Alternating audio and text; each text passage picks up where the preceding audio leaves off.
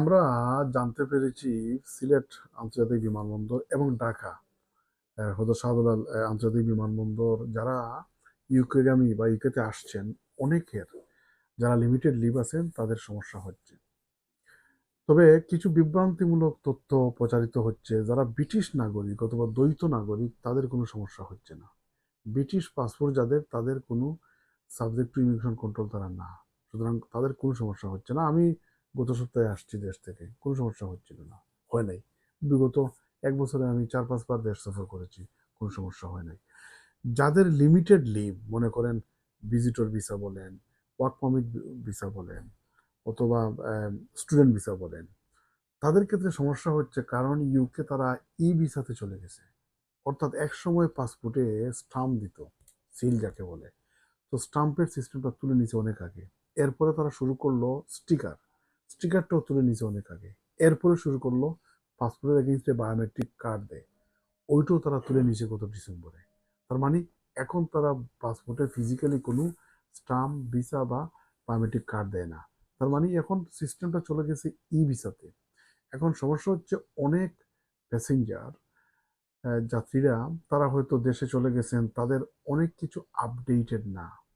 এখানে পাসপোর্ট নতুন বানাইলে আপনাকে আপডেট করতে হবে, আপনি অ্যাড্রেস চেঞ্জ করলে আপডেট করতে হবে, আপনার করসপন্ডেন্স বা যোগাযোগের তথ্য আপডেট করতে হবে। এগুলো আপডেট না করলে যখন ওনারা ঢাকা বা সিলেটে যান, তখন ওই যে ইমিগ্রেশন অফিসার যখন চেক করে, তখন ওই তথ্যগুলো ভেরিফাই করতে পারে না, যেহেতু পাসপোর্টে কোনো কিছু বহন করতেছে না।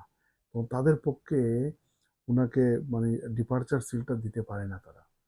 এজন্য অনেকের সমস্যা হচ্ছে। এজন্য বেশ কয়েকটা জিনিস করা যাবে, যে আপনি যখন ভিজিট করবেন বা সফর করবেন বা ইউকেতে আসবেন, এর অ্যাটলিস্ট 48 আওয়ার্স আগে আপনি নিজে যোগাযোগ করে দেখবেন যে আপনার সম্পূর্ণ তথ্য ই ভিসার ঠিকমতো অ্যাক্টিভ লাইভ আছে কিনা না।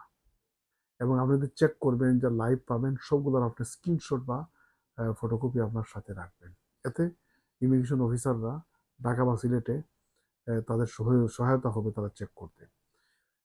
তাছাড়া হোম অফিসের হটলাইন আছে ই ভিসার জন্য বা জেন্ডার ইনকোয়ারির জন্য, ওইটাও তারা যোগাযোগ করতে পারেন, অথবা ইমিগ্রেশন অফিসাররাও যোগাযোগ করতে পারেন।